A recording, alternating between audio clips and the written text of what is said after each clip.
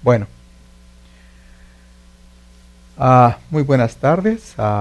Es, ah, es viernes por la tarde y vamos a dar comienzo a la escuela sabática perteneciente a esta semana. Es el repaso, como todos sabemos, ¿verdad? Así es que vamos a tener este repaso. Pero antes de comenzar, quiero hacer una oración, ¿verdad? Y a pedir al Señor que nos acompañe en este estudio. Vamos a orar. Padre nuestro que estás en el cielo, santificado sea su nombre. Te damos gracias, Señor, por darnos el privilegio de estudiar tu palabra, Señor. Y ahora que todavía tenemos la oportunidad, Señor, de exponerla a tu pueblo, Señor, a aquellas personas que están hambrientas de conocer tu palabra, de conocer tu voluntad, Señor. Te rogamos, Padre, que tú bendigas a cada uno que has puesto en su corazón el estudiar esta lección, Señor. Te ruego, Padre, que tú me ayudes en esta hora que vamos a estudiar esta palabra, que seas tú el que dirige, Señor, esta lección, y que bendigas a todos aquellos que van a tener el privilegio de verla también, Señor. Sé con nosotros el resto de este tiempo, Señor, y te lo rogamos en el santo nombre de tu Hijo amado Jesucristo. Amén. Así que el título para esta lección se titula El pueblo murmura otra vez, ¿verdad? El pueblo murmura otra vez. ¿Cómo murmuraron los hijos de Israel contra Moisés cuando llegaron a Refidim? ¿Y por qué? Éxodo 17 del 1 al 3 nos dice: Toda la congregación de los hijos de Israel partió del desierto de Sin por sus jornadas, conforme al mandamiento de Jehová, y acamparon en Refidim. Y no había agua para que el pueblo bebiese. Y altercó el pueblo con Moisés, y dijeron: Danos agua para que bebamos. Y Moisés les dijo: ¿Por qué altercáis conmigo? ¿Por qué tentáis a Jehová? Así que el pueblo tuvo allí sed, y murmuró contra Moisés, y dijo: ¿Por qué nos hiciste subir de Egipto para matarnos de sed a nosotros, a nuestros hijos y a nuestros ganados? Aquí vemos que el pueblo de Israel, cada prueba que ellos tenían, ¿verdad?, culpaban a Moisés, como si él era el que hacía todas las cosas, todos los milagros, ¿verdad?, que ellos habían experimentado y que habían visto, ¿verdad? Perdían de vista a Dios, a nuestro Creador. Dice la nota: el Señor los condujo donde no había agua para probarlos. Fíjese bien. Para ver si después de recibir tantas evidencias de su poder, habían aprendido a volverse a Él en sus aflicciones, y se habían arrepentido de sus rebeldes murmuraciones del pasado en contra de Él. Acusaron a Moisés y a Aarón de haberlos sacado de Egipto, impulsados por motivos egoístas, para darles muerte junto con sus hijos por medio del hambre, con el fin de enriquecerse con sus posesiones. Al hacer esto, los israelitas estaban adjudicando al hombre lo que había sido hecho solamente por Dios, cuyo poder es ilimitado, de acuerdo con las evidencias indubitables que habían recibido. Dice que el Señor los condujo donde no había agua. ¿Para qué? Para probarlos, para ver si después de recibir tantas evidencias de su poder, habían aprendido a volverse a Él en sus aflicciones. Pero ¿qué hizo el pueblo de Israel? Ellos no miraban a Dios, sino que a quien veían era Moisés, como que él era el que estaba haciendo todas esas cosas. Continúa dice la nota, dice: Él quería que las maravillosas manifestaciones de su poder le fueran adjudicadas a Él solamente, para magnificar su nombre sobre la tierra. Si no estaba dispuesto a glorificar a Dios en sus pruebas y adversidades, en sus viajes a través del desierto, rumbo a la esperada Canaán, en circunstancias de que Dios le estaba dando continuamente evidencias incontestables de su poder y gloria y de su cuidado por él, no magnificaría su nombre, ni lo glorificaría cuando se hallara establecido en la tierra de Canaán, rodeado de bendiciones y prosperidad. ¿Se da cuenta? O sea que Dios quiere que nuestra atención esté en Él, que no nos fijemos en el hombre, ¿verdad? Porque el hombre no puede hacer absolutamente nada, a menos que Dios obre por medio de él, ¿verdad? Así es que esta es una lección bien importante, ¿verdad? Que nos enseña a la dependencia que nosotros tenemos que tener directamente hacia Dios, ¿verdad? Cuando vengan las pruebas, nuestra dependencia es ir a Él, no ir hacia otro ser humano, hacia una persona, sino que Él es el que cuida de nosotros. Él es el que hace todas aquellas cosas que nosotros muchas veces no nos damos cuenta, ¿verdad? Pero Él nos provee la salud, Él nos da el trabajo, Él nos da la fuerza para hacer nuestro trabajo. Él hace todas las cosas posibles para que nosotros vivamos una vida llena de bendiciones.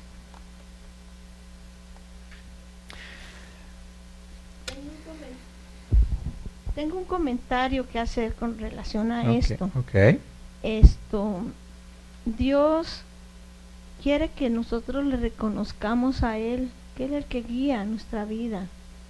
Pero nosotros somos muy dados a creer que nuestra propia capacidad, nuestros propios méritos, y también darle ese honor también a los hombres, a los que tenemos al frente o al lado. Y al Señor lo dejamos a un lado, y Él es el que provee para todo. Nosotros vivimos, cada respiración que damos es por la providencia de Dios. Por Él estamos vivos.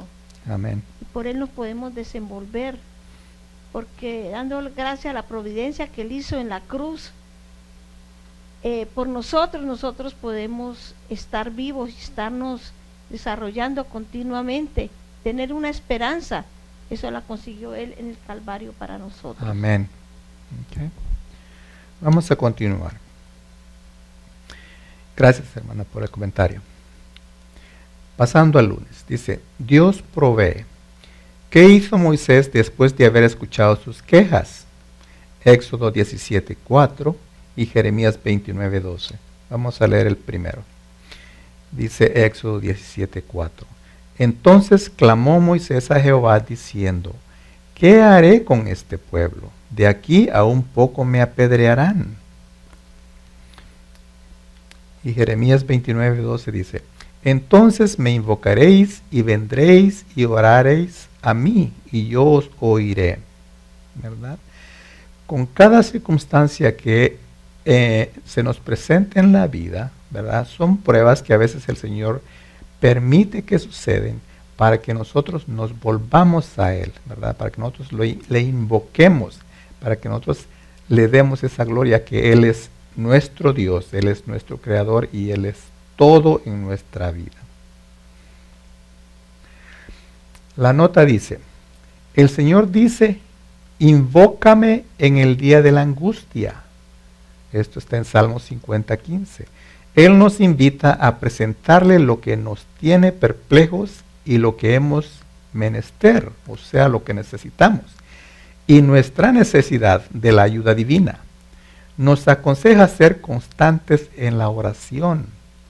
Fíjese, nos aconseja ser constantes en la oración. Tan pronto como las dificultades surgen, debemos dirigirle nuestras sinceras y fervientes peticiones.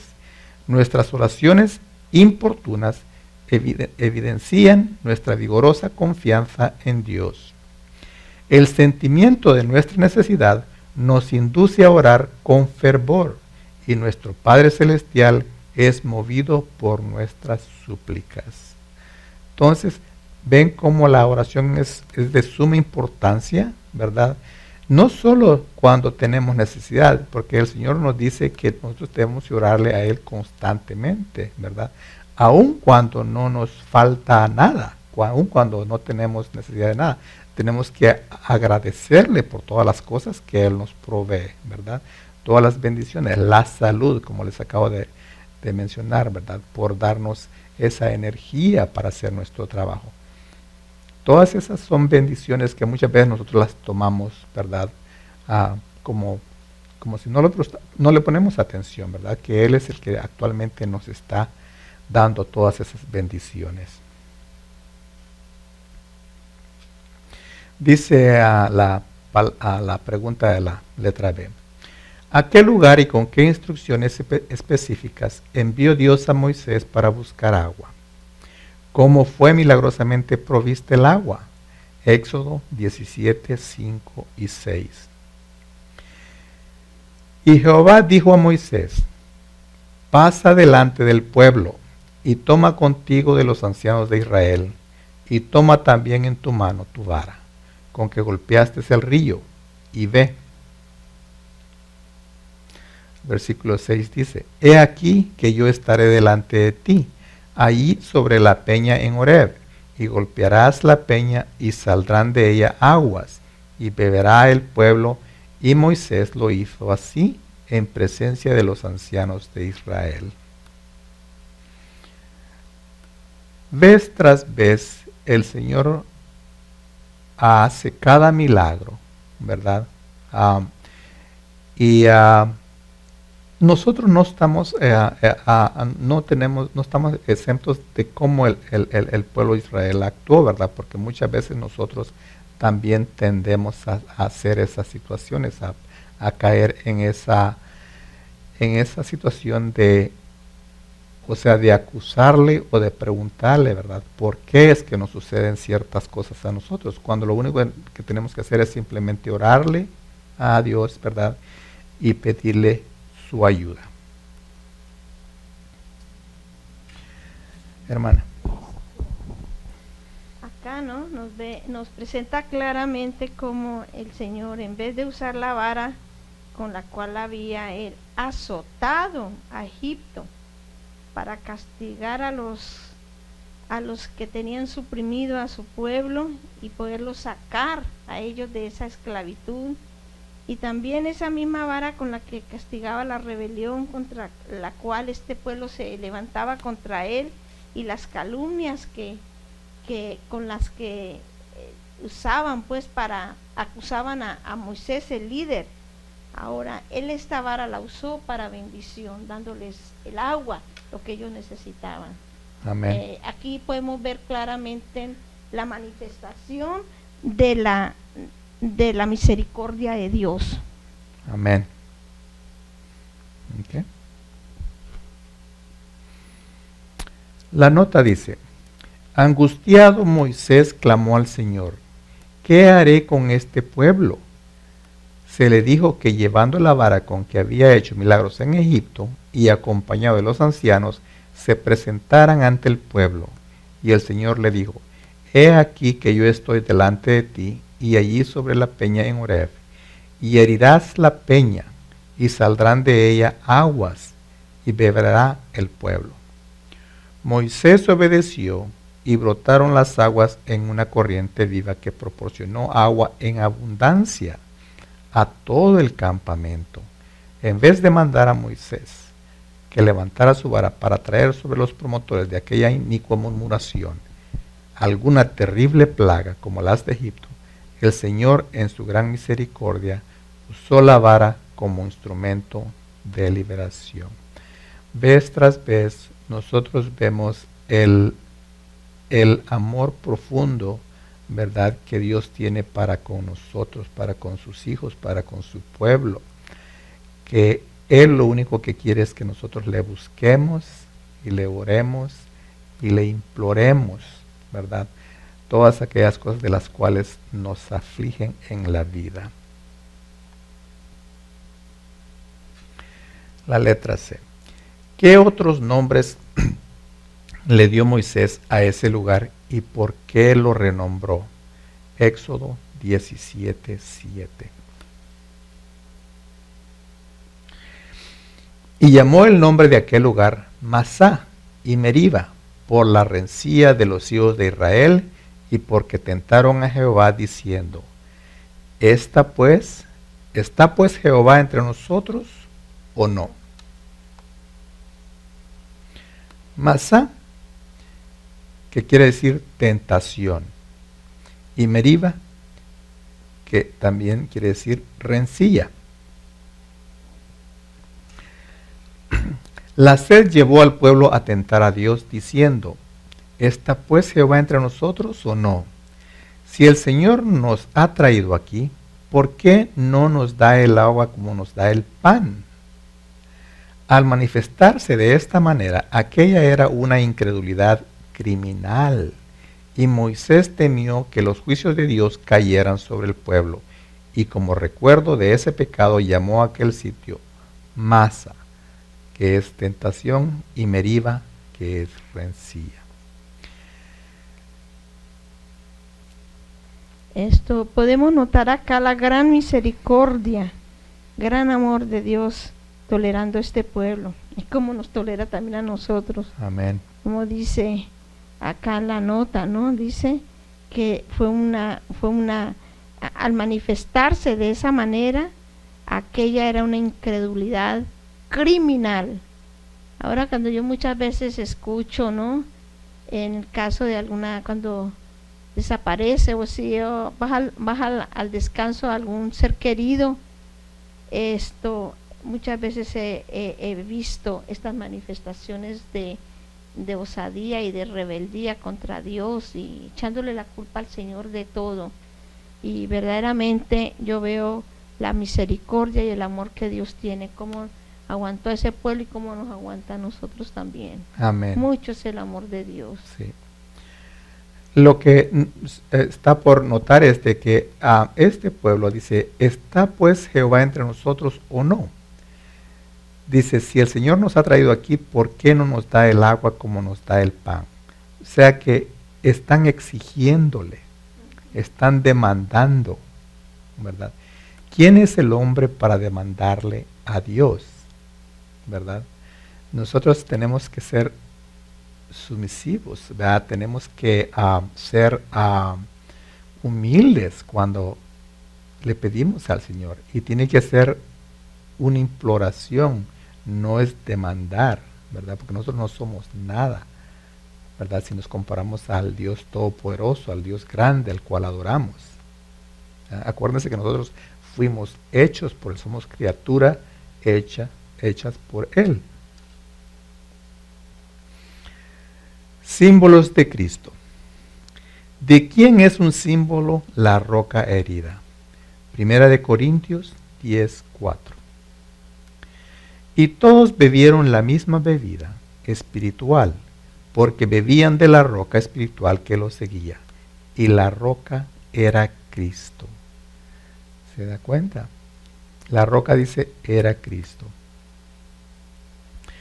Ahora, la nota dice, Moisés hirió la peña, pero fue el Hijo de Dios el que, escondido en la columna de nube, estaba junto a Moisés e hizo brotar las vivificadoras corrientes de agua. No solo Moisés y los ancianos, sino también toda la multitud que estaba de pie a lo lejos presenciaron la gloria del Señor. Pero si se hubiese apartado la columna de nube, habrían perecido a causa del terrible fulgor de aquel que estaba en ella.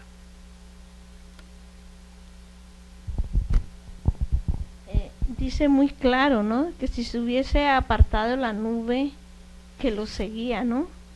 Esa nube era Cristo, era el símbolo de Cristo ahí con ellos. Si se hubiera apartado, los juicios de Dios hubieran caído sobre ellos. Y la misericordia del Señor sigue con nosotros. Cristo está con nosotros. Tantas abominaciones que se levantan dentro del pueblo de Dios, tanta abominación, y sin embargo esa misericordia de Dios se mantiene, que no derrama sus juicios. Y por eso es que esto nos conmueve grandemente a nosotros y nos motiva a nosotros para orar y clamarle al Señor que continúe con esa misericordia y que nos ayude a nosotros a tener el verdadero reconocimiento, para llegar al verdadero arrepentimiento de nuestra condición delante de Él. Amén. Continuamos, dice la letra B. ¿En qué otro sentido se considera a Jesús como una roca? Salmo 94, 22 y Marcos 12, 10. Pero el Señor ha sido mi refugio, mi Dios ha sido la roca de mi confianza. Ni aún esta escritura habéis leído. La piedra que desecharon los edificadores ha venido a ser cabeza del ángulo. O sea que Dios es algo inmovible, ¿verdad? Por eso es que es comparado a una roca, ¿verdad? ¿Cómo nosotros podemos tener la seguridad si nos protegemos, ¿verdad? A la par o detrás de esa roca, ¿verdad? Obviamente estamos protegidos seguramente. En la nota nos dice que en su sabiduría infinita, Dios escogió la piedra fundamental y la colocó Él mismo. La llamó cimiento estable. El mundo entero puede colocar sobre Él sus cargas y pesares. Puede soportarlos todos. Con perfecta seguridad pueden todos edificar sobre Él. Cristo es una piedra probada. Nunca chasquea a los que confían en Él. Él ha soportado la carga de la culpa de Adán y de su posteridad, y ha salido más que vencedor de los poderes del mal. Ha llevado las cargas arrojadas sobre Él por cada pecador arrepentido. En Cristo ha hallado alivio el corazón culpable. Él es el fundamento estable. Todo el que deposita en Él su confianza descansa perfectamente seguro. Y por la comunión con Cristo, la piedra viviente, todos los que edifican sobre este fundamento llegan a ser piedras vivas. Muchas personas se modelan, pulen y hermosean por sus propios esfuerzos, pero no pueden llegar a ser piedras vivas porque no están en comunión con Cristo. Sin esta comunión, el hombre no puede salvarse. Sin la vida de Cristo en nosotros, no podemos resistir los embates de la tentación. Hermana. Dice, y por la comunión con Cristo, las piedras vivientes, todos los que edifican sobre este fundamento llegan a ser piedras vivas. Vemos el caso de Pedro, ¿no? Piedra viva. Pedro, hemos estudiado el carácter de Pedro y muy similar al nuestro, ¿verdad? Hasta en una ocasión llegó a ser, el Señor le dijo que era, apártate de mí, Satanás, usado directamente por Satanás. Y cómo el Señor lo fue llevando a él en diferentes experiencias, cómo él se paró en la piedra que es Cristo, el fundamento, y cómo Pedro, el impulsivo, fue convertido en un verdadero discípulo del Señor. Amén. En una piedra viva. Y eso debemos de hacer nosotros, y esa es la promesa para nosotros también. Pero tenemos que estar siempre nuestros ojos fijos en Cristo. Amén. Continuando, dice, ¿qué simboliza el agua que fluyó de la roca herida? Juan 4:10 al 14 y el capítulo 7 del 37 al 39. Respondió Jesús y le dijo, si conocieras el don de Dios y quién es el que te dice, dame de beber, tú le pedirías y él te daría agua viva. La mujer le dijo, Señor, no tienes con qué sacarla y el pozo es hondo. ¿De dónde pues tienes el agua viva? ¿Acaso eres tú mayor que nuestro padre Jacob, que nos dio este pozo, del cual bebieron él, sus hijos y sus ganados? Respondió Jesús y le dijo, cualquiera que bebiere de esta agua volverá a tener sed, mas el que bebiere del agua que yo le daré, no tendrá sed jamás, sino que el agua que yo le daré será en él una fuente de agua que salte para vida eterna. En estos versículos, Dios es muy explícito, ¿verdad? Cómo se puede comparar en el agua que nosotros bebemos constantemente al agua viva que es Él, su palabra, ¿verdad? Que es algo eterno, que nos vivifica nuestras vidas. ¿Tiene algún comentario, hermana? Sí, nosotros verdaderamente tenemos acceso a esa agua de vida. La ciencia se han esforzado por conseguir una medicina o algo que nos prolongue la vida, ¿verdad? Amén. Y nosotros tenemos ese acceso a Cristo, al agua viva. Él es el agua viva. Él también se compara con el pan que descendió del cielo. Así es. Solamente nosotros, al fijar nuestros ojos en Él y a ponerlo a Él como fundamento en nuestra vida, podemos adquirir esa agua viva, porque empezamos desde que tomamos esa decisión de andar con Cristo, de obedecer su santa palabra, de continuar con Él, empezamos nosotros a beber de esa agua, porque la primera bendición que el Señor nos da es la paz. Él dijo: mi paz os dejo, mi paz os doy, no como el mundo la da, yo os la doy. Y cuando nosotros tenemos la paz de Cristo, el estrés se nos quita, y ya sabemos que el estrés es uno de los problemas que más agobia a la humanidad y es el causante de casi todas las enfermedades. Amén. Pero el Señor nos da esa bendita paz que no la podemos conseguir en otra fuente. Así es, hermano.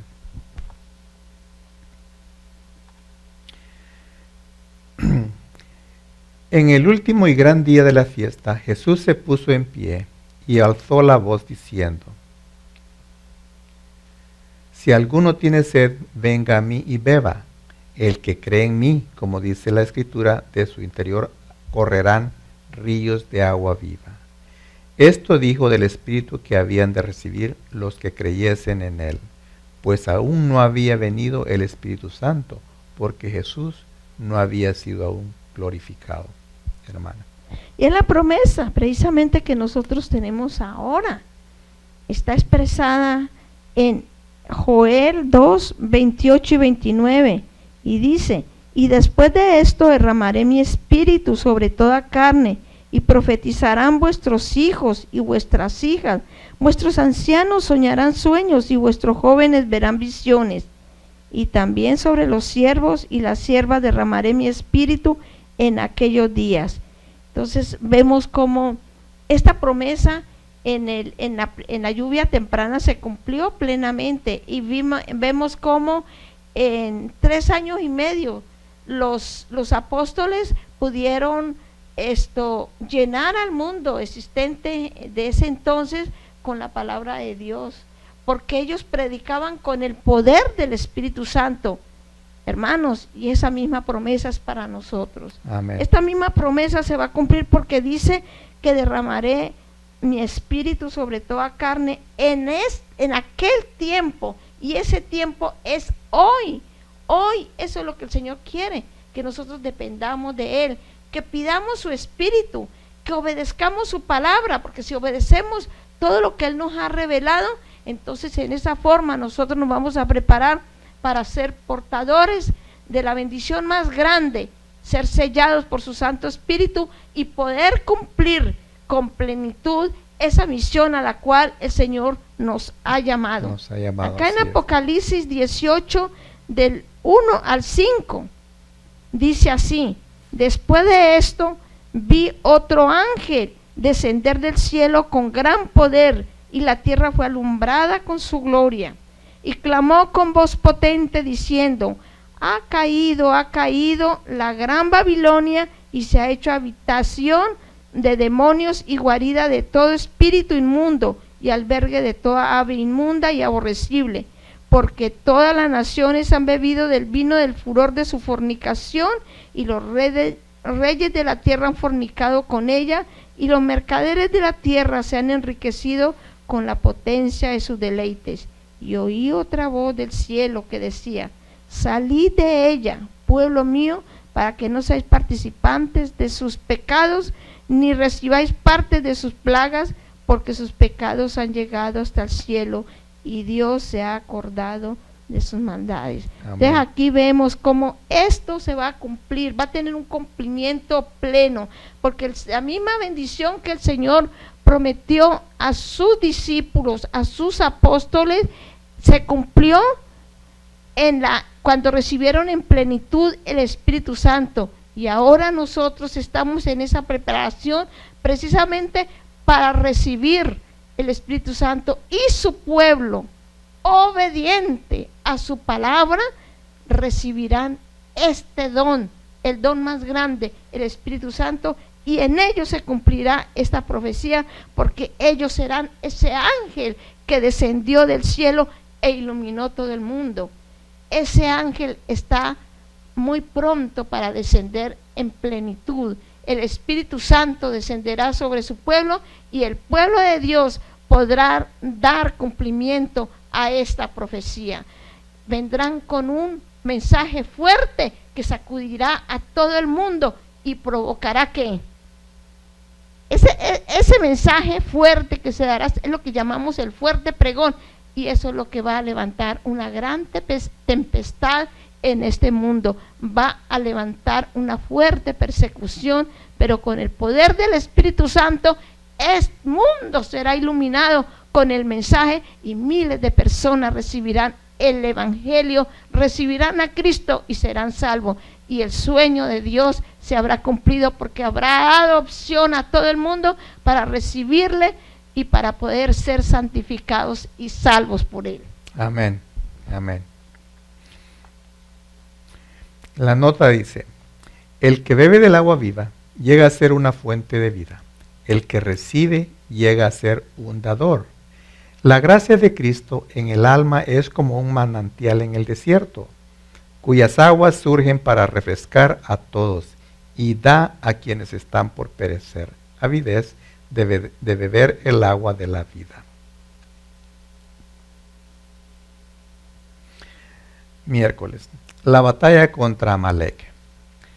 A seguir, ¿qué peligro amenazaba al pueblo de Israel? Éxodo 17:8. Entonces vino Amalek y peleó contra Israel en Refidim. Por la causa de la desobediencia del pueblo de Israel y de su apartamiento de Dios, el Señor permitió que fueran puestos en situaciones difíciles y que sufrieran adversidades. Se permitió que sus enemigos hicieran guerra contra ellos, que los humillaran y los indujeran a buscar a Dios en medio de sus dificultades y angustias. Fíjese bien, muchas veces el Señor permite que vengan dificultades que son pruebas para que nosotros le busquemos a Él. Por eso es que a veces nosotros en nuestra vida encontramos situaciones en las cuales nos vemos en la necesidad de buscar de Dios, ¿verdad? Pero muchas veces, la mayoría de las veces, no lo hacemos. Lo que hacemos es confiamos en nuestro propio poder, en otro hombre, en otras personas, ¿verdad? Para salir de nuestras situaciones, ¿verdad? Pero aquí nos dice que el Señor permite estas cosas, dice, para que nosotros le busquemos a Él. Entonces vino Amalek y peleó contra Israel en Refidim. Eso ocurrió inmediatamente después de que los hijos de Israel se entregaron a sus rebeldes murmuraciones y a sus quejas injustas e irrazonables contra los dirigentes que Dios había capacitado y nombrado para conducirlos por el desierto hacia la tierra de Canaán. ¿Se da cuenta?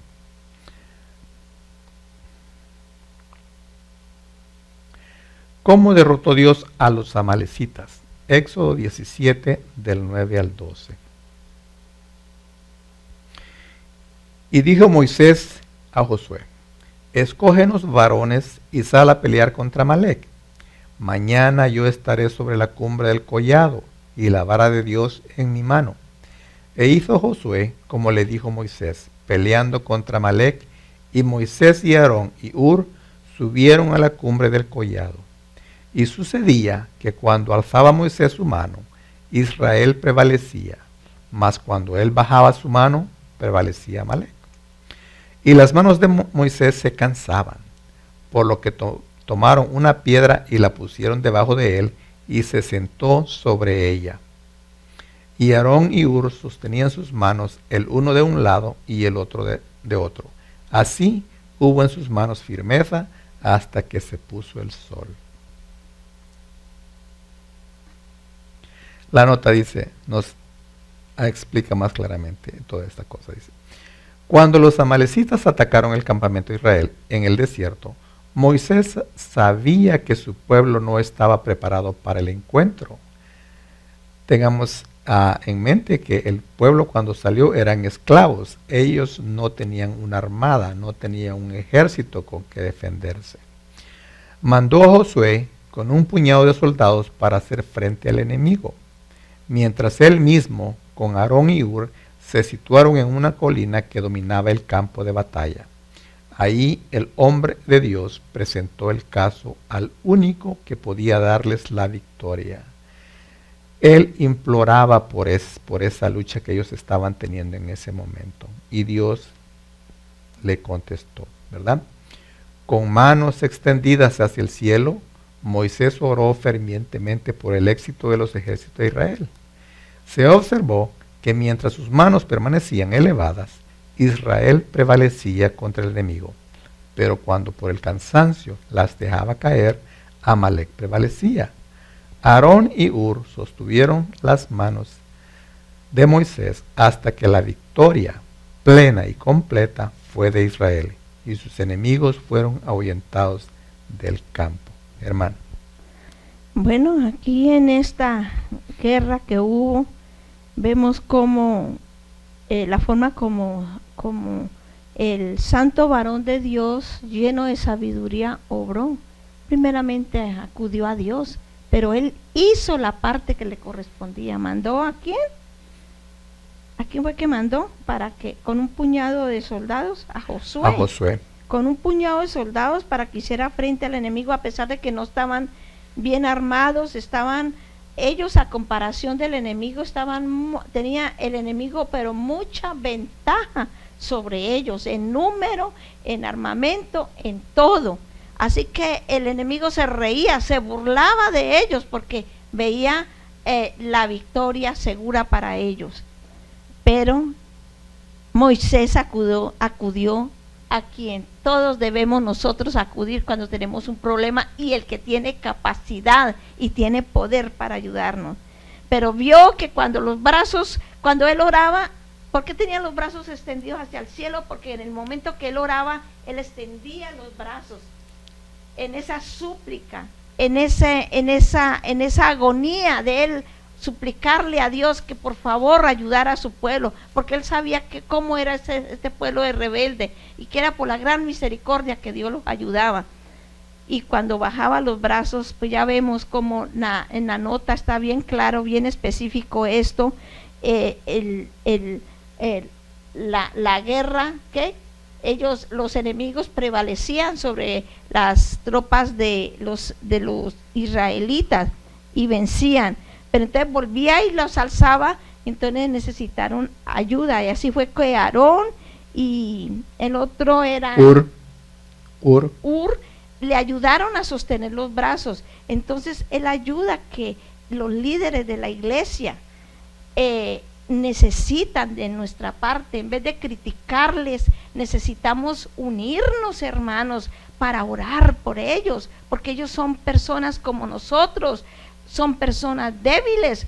Ellos necesitan nuestra ayuda, ellos necesitan que oremos, ellos necesitan que los apoyemos para que ellos puedan continuar orando como hizo Moisés en ese enfoque que él tenía, en la dependencia que él tenía del Señor. Pero hay que ver que el siervo de Dios, en este caso Moisés, era un siervo fiel, nada menos un profeta de Dios. Entonces nosotros, la palabra del Señor nos dice, a la ley y al testimonio, si no hablan conforme a esto, es porque no les ha amanecido. Amén. Y eso, los ojos de Dios, el pueblo de Dios debemos de tener ojos para ver.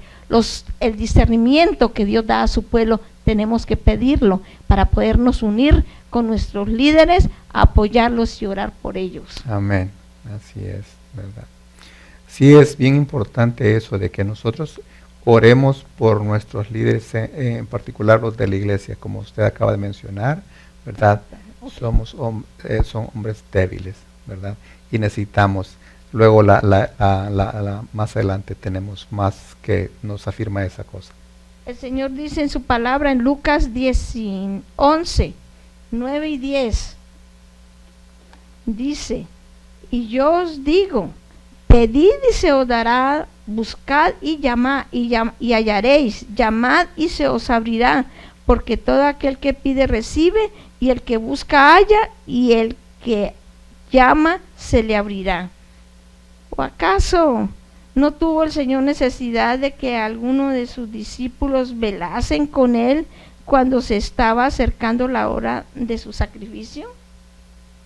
Vemos que sí, porque en Mateo 26, 38 al 41 nos dice, entonces Jesús les dijo, mi alma está muy triste hasta la muerte, quedaos aquí y velad conmigo.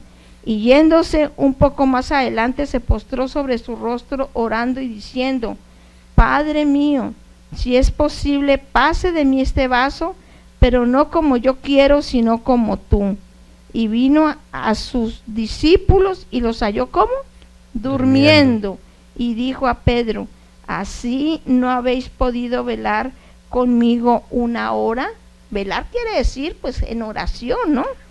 Porque aquí el versículo 41 nos lo confirma y dice, velad y orad para que no entréis en tentación. El espíritu a la verdad está presto, mas la carne débil.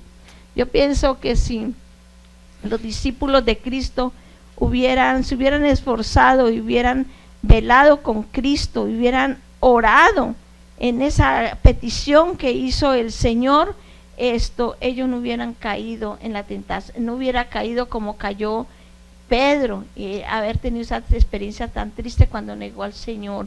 Él no hubiera pasado eso con Pedrito. Y en lo mismo el Señor nos quiere a nosotros proteger de muchas cosas y de muchos resbalones que tenemos, pero es que a nosotros nos hace falta depender más de Dios. Es que nos hace falta estudiar más, nos hace falta orar, nos hace falta acudir al que nos puede ayudar. Así es.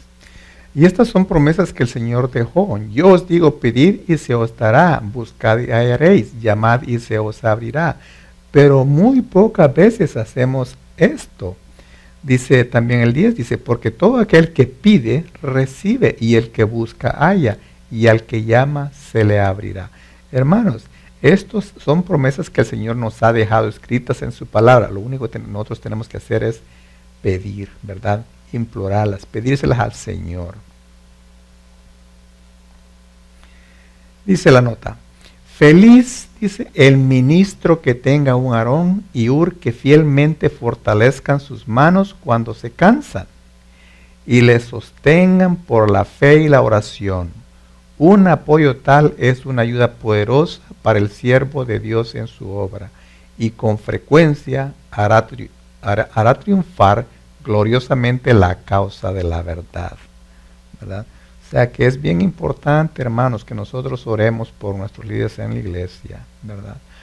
Porque es algo que se necesita conforme vamos avanzando al tiempo del fin, ¿verdad? Esto va a ser algo que tenemos que hacerlo. Ya no va a ser algo como que si queremos, no, va a ser casi una obligación el hacerlo. Este ejemplo había de ser hasta el fin del tiempo una lección para todo Israel. ¿Se da cuenta? Dice que este ejemplo había de ser hasta el fin del tiempo una lección para todo Israel, de que Dios es la fortaleza de su pueblo. Cuando Israel triunfaba, era porque Moisés alzaba las manos hacia el cielo. e intercedía en su favor. De manera que cuando todo el Israel de Dios prevalece, es porque el poderoso asume su caso y pelea batallas por ellos. Moisés no pidió ni creyó que Dios vencería a sus enemigos mientras Israel permanecía inactivo. Fíjense bien lo que dice acá. Moisés no pidió ni creyó que Dios vencería a sus enemigos mientras Israel permanecía inactivo. Ordenó todas sus fuerzas y las mandó tan bien preparadas como se lo permitían sus medios. Y luego llevó todo el asunto a Dios en oración. O sea que tenemos que prepararnos, ¿verdad? Pero también tenemos que invocar a Dios. Moisés en el monte rogaba al Señor, mientras que Josué, con sus valientes soldados, estaba abajo haciendo cuanto podía para rechazar a los enemigos de Israel y de Dios. El jueves, Amalek es vencido. Después que los amalecitas fueron derrotados, ¿qué sentencia fue pronunciada sobre ellos? Éxodo 17:14 dice así: y Jehová dijo a Moisés: escribe esto para memoria en un libro y di a Josué que raeré del todo la memoria de Amalek de debajo del cielo.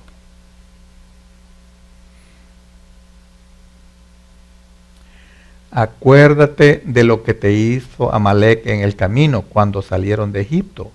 Como estando tú cansado y agotado, te salió al encuentro y sin temor de Dios desbarató tu retaguardia y a todos los debilitados que iban detrás de ti.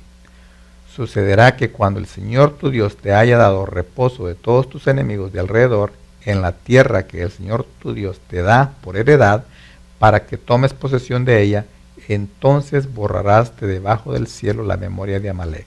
No te olvides, ¿verdad?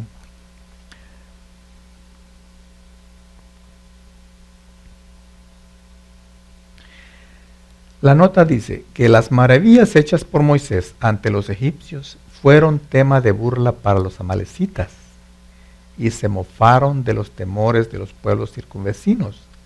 Habían jurado por sus dioses que destruirían a los hebreos de tal manera que ninguno escapase, y se jactaban de que el Dios de Israel sería impotente para resistirles. Los israelitas no les habían perjudicado ni amenazado, en ninguna forma habían provocado el ataque, para manifestar su odio y su desafío a Dios. Los amalecitas trataron de destruir al pueblo escogido, pero cuando cayeron sobre las cansadas e indefensas filas de Israel, sellaron la suerte de su propia nación. El cuidado de Dios se manifiesta en favor de los más débiles de sus hijos. Ningún acto de crueldad u opresión hacia ellos se pasa por alto en el cielo. La mano de Dios se extiende como un escudo sobre todos los que le aman y temen. Cuídense los hombres de no herir esa mano, porque ella blande la espada de la justicia. Este pueblo de los de Amalek, ellos eran idólatras. Los demás pueblos por los cuales Israel había pasado habían escuchado de las maravillas que Dios había hecho con su pueblo, ¿verdad? Habían escuchado de las plagas que había enviado a Egipto, de cómo Él los había pasado a través del Mar Rojo y continuamente todos los milagros que Él había hecho. Pero este pueblo no creyó en todas esas cosas, al contrario, se burlaron de este pueblo y dijeron, lo vamos a atacar. Y aquí vemos la seguridad que Dios nos da cuando nosotros tenemos esta confianza plena en Él, ¿verdad? Que Él pelea nuestras batallas. Dice que Él va a cuidar de nosotros. Dice que Él nos ama, dice, como a la niña de sus ojos, ¿verdad? Así es que, como dice la nota, que el cuidado de Dios se manifiesta en favor de los más débiles de sus hijos. Ningún acto de crueldad u opresión hacia ellos se pasa por alto en el cielo, ¿verdad? Dice, la mano de Dios se extiende como un escudo sobre todos los que le aman y temen. Cuídense los hombres de no herir esa mano, porque ella blande la espada de la justicia. Hermana. Con este relato de esta historia tan importante, tan interesante de nuestros antepasados, el pueblo de Dios, y con estas manifestaciones del amor y del poder de Dios, cómo los libró y los ayudó y los libró de este pueblo agresivo que se echó sobre ellos, con la seguridad de que iban a tener la victoria porque los vieron poco y desarmados. Ahora, con estos pasajes tan hermosos y las promesas del Señor, nada nos debe a nosotros atemorizar en ningún tiempo. Sabemos que van a venir aflicciones sobre el pueblo de Dios, sabemos que vamos a pasar por pruebas duras, pero lo que más nos debe a nosotros preocupar ahora no es en sí eso que viene. Lo que nosotros debemos de preocuparnos es, ¿estamos bien delante del Señor? Amén. ¿Nuestra vida va bien delante de Dios? Si soy humilde y estoy asimilando su palabra, o me estoy identificando como un rebelde, una rebelde delante del Señor. Eso es lo que nosotros debemos de preocuparnos y pedirle al Señor, como le pidió el salmista: Señor, examina mis caminos, y si ves caminos torcidos, muéstramelos y enderézcalos. Esa debe ser nuestra petición, estar bien delante de Dios, y estando bien delante de Él en obediencia y en humildad, estaremos seguros, la victoria es nuestra. Amén. No lo dudemos, hermanos. Amén, amén. Vamos a continuar, dice: ¿qué debemos recordar cuando somos perseguidos de una manera similar a como lo fue Israel por los amalecitas?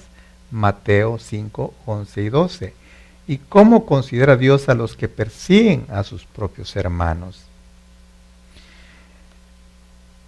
Bienaventurados sois cuando por mi causa os vituperen y os persigan, y digan toda clase de mal contra vosotros mintiendo.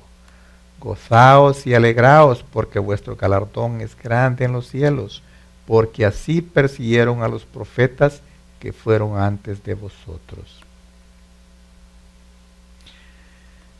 Si Dios castigó así la crueldad de una nación pagana, ¿cómo considerará a aquellos que, profesando ser su pueblo, hacen guerra contra sus propios hermanos, que son obreros cansados y agotados en su causa?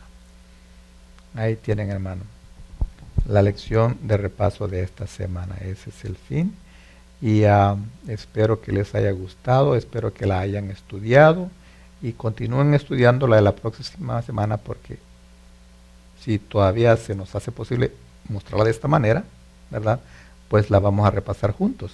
Así es que vamos a orar, pero este es el final de la lección. Gracias por acompañarnos. Vamos a orar. Padre nuestro que estás en el cielo, santificado sea su nombre. Le damos gracias, Señor, por estas maravillosas enseñanzas, Señor, que tú has dejado para que nosotros las estudiemos y aprendamos de ella, cómo tú te mostraste con este pueblo de Israel, Padre, que constantemente te tentó, Señor. Y tú, en lugar de castigarlos, mostraste tu infinito amor para con ellos, proveyéndole todas aquellas cosas de las cuales ellos tenían necesidad. Gracias, Señor, porque las mismas cosas que tú hiciste para este pueblo en la antigüedad, tú las vas a hacer a tu pueblo de hoy en día, Señor. Aún cuando estemos llegando a las puertas del cierre de la historia de este mundo, Señor, tú vas a cuidar de todos aquellos que dependen de ti, que crean en tu nombre y glorifican tu santo nombre. Sé con nosotros, Señor, el resto de esta semana. Bendice a todos aquellos que pudieron escucharnos o ver esta presentación, Señor. Bendice a nuestros familiares, donde quiera que se encuentren, Señor, y a nosotros mismos, Señor, te rogamos que nos bendigas y que sigas siendo con nosotros. Ayúdanos, Padre, a preparar el siguiente tema para la próxima semana. Quédate con nosotros, Señor, te lo rogamos en el santo nombre de tu Hijo amado Jesucristo. Amén.